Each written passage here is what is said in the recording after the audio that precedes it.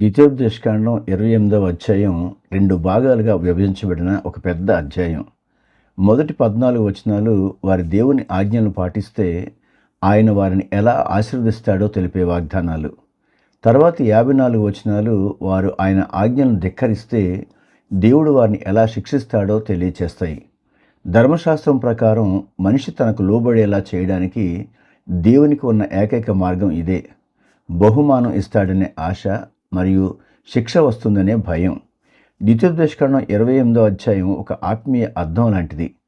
చిన్నపిల్లలకు ఏది మంచిదో ఏది చెడో అర్థం కానప్పుడు మనం చిన్నపిల్లలతో కూడా ఇదే పద్ధతిని ఉపయోగిస్తాము.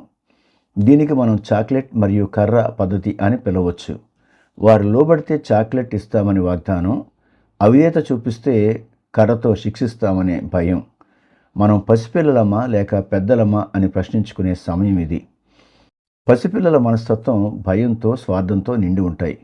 నేను ఈరోజు ప్రార్థన చేయకపోతే దేవుడు నన్ను శిక్షిస్తాడేమో, లేదా నేను దేవునికి కానుక ఇస్తే ఆయన నాకు 100 రెట్లు తిరిగి ఇస్తాడు అని ఆశించటం. ఇది కేవలం ఒక వ్యాపార సంబంధం లేదా స్వార్థ భయంతో కూడిన భక్తి. ఇది చిన్నపిల్లల మనస్తత్వం.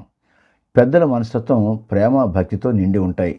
నా తండ్రి నన్ను ప్రేమించాడు, నా కోసం తన ప్రాణాన్ని ఇచ్చాడు, అందుకే ఆయన సంతోషపెట్టడం నా బాధ్యత అని భావించటం. ఇక్కడ విధేయత అనేది బహుమానం కోసం కాదు, కృతజ్ఞత కోసం చూపబడుతూ ఉంది.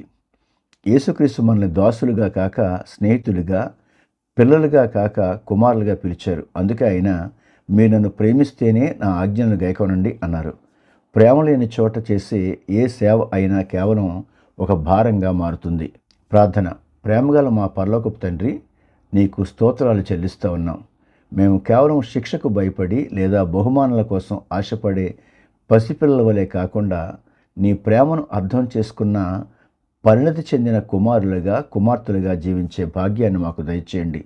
మేము ఏ పని చేసినా అది నీ నామానికి మహిమ తెచ్చేలా, నీ హృదయాన్ని సంతోషపెట్టేలా చేయడానికి సహాయం చేయండి. లోక సంబంధమైన భయాల నుండి మమ్మల్ని విడిపించి నీ కృపలో మాకు సంపూర్ణమైన స్వేచ్ఛను ప్రసాదించండి. ఈ ప్రార్థనలో ఏకీభవిస్తున్న ప్రతి ఒక్కరిని నీవు దీవించి వారిని ఆత్మీయ కుమారులుగా, కుమార్తెలుగా స్థిరపరచమని యేసు నామములో వేడుకుంటున్నాం తండ్రి. ఆమెన్. దేవుడు మిమ్మల్ని దీవించునుగాక.